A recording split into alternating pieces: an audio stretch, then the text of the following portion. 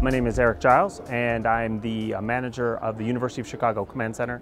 I also have another title, consultant for operational best practice. We're talking about Unified Infrastructure Manager, Spectrum, NIMSoft, and I also manage the ESP workload management tool. The most valuable feature for me, particularly within the enterprise space and what CA does, is that they provide an integrated central approach to monitoring, which no matter what tool we're using, whether it's a phone system or whether it's a storage system, whether it's Unix or Windows, whether it's an access point or a firewall, it can all be seen in a common pane of glass. We can see everything, and all of our staff can all be trained on the same tool, and then other people can see all the dependent infrastructure within the same tool. So it allows that communication to happen much more effectively.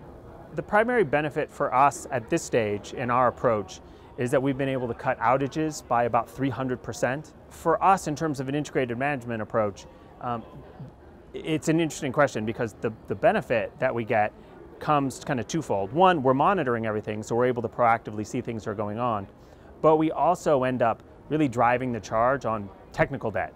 Because once we put everything in infrastructure monitoring, we have systems that maybe haven't been updated that now come front and center. If you have a storage array that you've been meaning to upgrade or you've been meaning to optimize, once you put it in monitoring, before we even start alarming and cutting outages, people tend to clean up those systems. So you end up paying off a lot of technical debt. So most of that 300% improvement, reduction in outages, actually didn't come because we were monitoring, because we put the monitoring in place. That's the hard work that's done by our infrastructure teams in order to support it.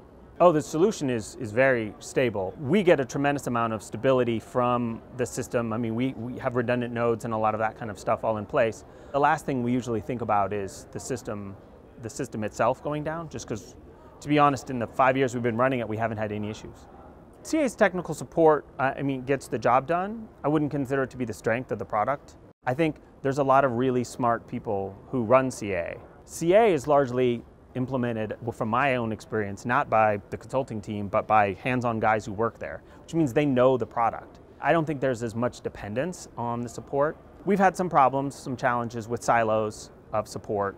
Our decision was really about just ensuring that our students and our faculty and our staff had the best experience they can when they interact with technology.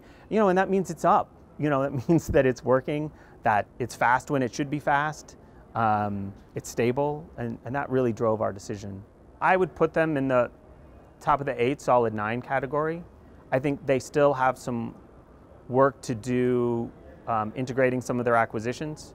I think most of the time when people are looking at these other low-cost solutions, they're not thinking about what they're really going to spend. They're not thinking about whether it's sustainable, the solution that they're putting in, and they're really going to see the return on investment.